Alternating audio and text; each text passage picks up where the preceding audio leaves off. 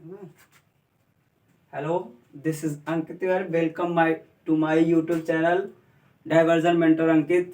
तो रिमेन जो मेरी टॉपिक बची थी वो क्या थी, इंडेंचर्ड लेबर से शुरू थी। अब इंडेंचर्ड लोग कौन से होते हैं? For a specific amount of time, यानी कि कुछ ऐसे लोगों को हम किसी स्पेसिफिक टाइम और अमाउंट के लिए लेके जाते हैं जो क्या होते हैं, फाइनेंशियली बहुत ही ज़्यादा डेप्थ में हो गए थे। प्री जो पहला फर्स्ट वर्ल्ड वॉर था उस समय। और हुआ क्या बेटा, इसमें से ज्यादातर इंडेंचर्ड लेबर कहाँ के हुआ करते थे? चाइना और इंडिया के। अब इंडिया में ये कहाँ से बिलोंग करते थे? UP, Bihar, dry region of Tamil Nadu के हुआ करते थे। अब इनके साथ समस्याएं क्या होती थी? अब ये जाके वर्क कहाँ पे करते थे? इनका डेस्टिनेशन कहाँ पे था? ट्रिनीलैंड में वर्क करते थे, गुयाना में वर्क करते थे, फिजी में वर्क करते थे और मॉरिटियस में वर्क करते थे। अब और जो तमिल माइग्रेंट्स थे वो कहाँ पे रहते थे? सिलान में वर्क करते थे। और इनकी ज्यादातर रिक्रूटमेंट कहाँ पे होती थी? टी प्लांटेशन में। और ये इंडेंचर्ड लेबर को इसलिए लेके जाया जाता था कि जो रोड का कंस्ट्रक्शन हुआ, रेलवे का कंस्ट्रक्शन हुआ, उसमें वर्क इनसे कराया जाता था। ठीक, चलो अच्छी बात है, यहाँ तक सारी बातें हो गई कि इनको एक स्पेसिफिक अमाउंट ऑफ टाइम के लिए लेके जाया जाता था। ठीक है, रोड प्रोजेक्ट में, रोड कंस्ट्रक्शन में, रेलवे कंस्ट्रक्शन में ये लोग वर्क करते थे। लेकिन अब इनका एक्सप्लॉयटेशन कैसे होता था? एक्सप्लॉयटेशन हुआ कि एजेंट्स जो होते, एजेंट लोग वो क्या करते थे, इनको फॉल्स न्यूज बताते थे, यानी कि इंफॉर्मेशन गलत बताते थे किसके ट्रैवल के बारे में, डेस्टिनेशन के बारे में, पीरियड ऑफ टाइम के बारे में। यानी कि अगर इनको 5 साल के लिए लेके गया गया वर्क कराने के लिए, तो इनको कम से कम ज्यादातर दिन वहीं पर रहना पड़ जाता था, फिर आने में बहुत ज्यादा समस्याएं होती थी। अब ये पूरे क्या थे, हर एक जगह के, जैसे यूपी वाले हो गए, बिहार वाले हो गए, अलग अलग जगहों के अलग अलग कास्ट और कम्युनिटी के लोग क्या किए अपना, क्योंकि सब एक जैसे थे, सब इंटेंचर्ड थे, तो अपना एक सॉल्यूशन निकाले कि जिस तरह से वो सरवाइव करे। तो जो ये भी परेशान और ये भी परेशान, सारे लोग मिलके एक अपना सरवाइव करने का तरीका निकाला। और उस तरीके में इन लोगों ने अपोज किया इस जो इंडेंचर्ड लेबर वाली सिस्टम से, उससे अपोज किया। और मुहर्रम प्रोसेशन में सभी लोग साथ लेके होश से इमाम हुसैन का नारा देते हैं, चटनी म्यूजिक बजाते हैं, रास्ताफारियज्म करके इसको अपोज करते हैं। अब बेटा, अब ये समस्याएं थी इनके साथ, ओवर एक्सप्लॉयटेशन हुआ करता था जो इंडेंचर्ड लेबर थे। अब इनको प्रिवेंट करने के बारे में, ये प्रिवेंट होना कब से शुरू है, इनको बचाया कब से गया?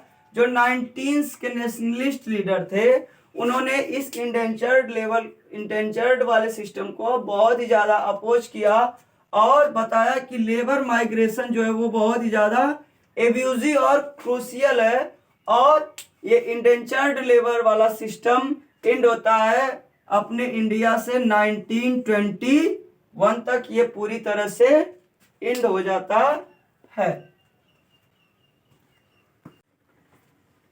अब देखो बेटा, होता क्या है, Indian trade, colonialism and global system. Global system पे हुआ क्या, हमारे यहाँ इंडिया में, ये इंडिया से लोग क्या पहले जाता था, फाइन कॉटन प्रोडक्ट भी जाता था यूरोप में, एक्सपोर्ट करता था, इंपोर्ट करता था यूरोप हमसे। लेकिन अब धीरे धीरे क्या हुआ, यूरोप अपने आप को खुद एक्सपेंड करना शुरू किया और टैरिफ बैरियर लगा दिया। टैरिफ बैरियर की वजह से हमारे यहाँ से फाइन कॉटन क्या हो गया, डिक्लाइन हो गया। यानी कि यूरोप वालों ने मना कर दिया कि हम क्या करेंगे, फाइन कॉटन नहीं लेंगे, हम आपसे क्या लेंगे, सिर्फ और सिर्फ रा कॉटन वगैरह और रा मटेरियल वगैरह इंक्रीज होता है। और ये कितने परसेंटेज इंक्रीज होता है? 5 से 35, 5 to 35% इंक्रीज होता है। अब ये सिस्टम क्या हुआ, ये डंप किया और इन्होंने क्या किया, इंपोर्ट ड्यूटी को भी बढ़ा दिया, जिसकी वजह से अब हमारे यहाँ के जो फाइन कॉटन थे वो डिक्लाइन हो गए, जबकि रा मटेरियल को ये लोग खूब ह्यूज क्वांटिटी में अपने यहाँ मंगाते थे।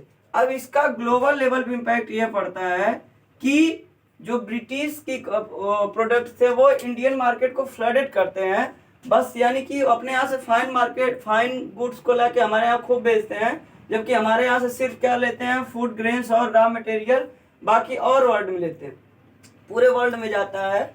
Export decline of India and increase of Britain, जिसकी वजह से क्या होता है, इंडिया का एक्सपोर्ट डिक्लाइन हो जाता है और ब्रिटेन का एक्सपोर्ट इंक्रीज होता है।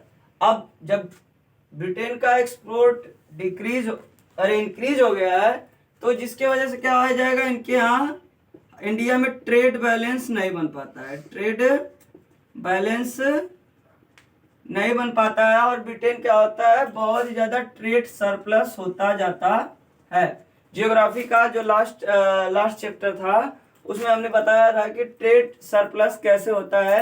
जब एक्सपोर्ट और इंपोर्ट दोनों इक्वली चले तो वो ट्रेड बैलेंस कहलाता है। जब एक्सपोर्ट बढ़ेगा तो क्या होगा, हमारा ट्रेड सरप्लस होगा, और एक्सपोर्ट अगर घटेगा तो हमारा ट्रेड सरप्लस नहीं होगा। जिसके वजह से ब्रिटेन ने एक सिस्टम लगाया, मल्टी लेटरल सेटलमेंट सिस्टम, और इस मल्टीलेटरल सेटलमेंट सिस्टम से अपना वो जितने भी रेवेन्यू के चार्जेज आते थे उसको पे करता था। जैसे पेड होम चार्ज वगैरह हो गए, जितने भी उसके एक्स्ट्रा वैगेंट थे वो किससे, इस टैक्स से क्या करता था, पे करता था।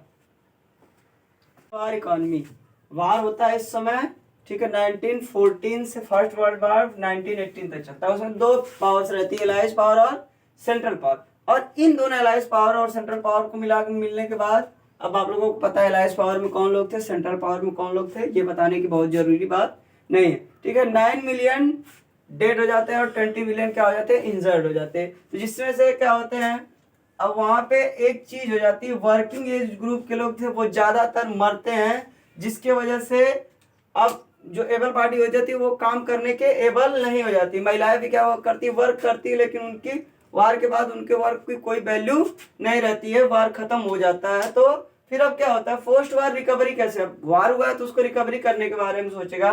ब्रिटिश फेस्ड ए प्रोलॉन्ग क्राइसिस, ब्रिटेन क्या करता है, बहुत ही बड़ी क्राइसिस को फेस करता है, जिसके वजह से उसको समस्या आ जाती है, सारे रिसोर्सेज उसके धीरे धीरे खत्म हो रहे होते हैं। और ब्रिटिश अब ऐसी कंडीशन में आ गया था ब्रिटेन की वो जापान जैसी कंट्री वगैरह से अब कंपटीशन करने के एबल नहीं था। और क्या हुआ था, उसी समय Britain had borrowed from USA से क्या हुआ था, बहुत ही ज्यादा कर्ज में जब दब चुका था। कर्ज क्यों लिया था, सारे अपने फाइनेंशियल खर्च को, फाइनेंस को पूरा करने के लिए उन्होंने डेप्थ लिया था, किससे, यूएस से।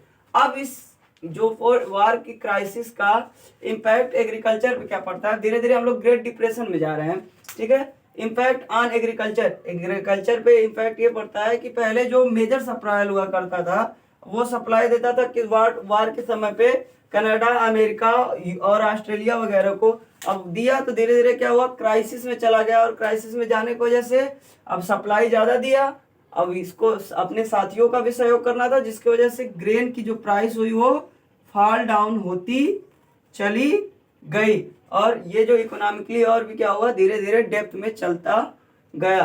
कौन, ब्रिटेन।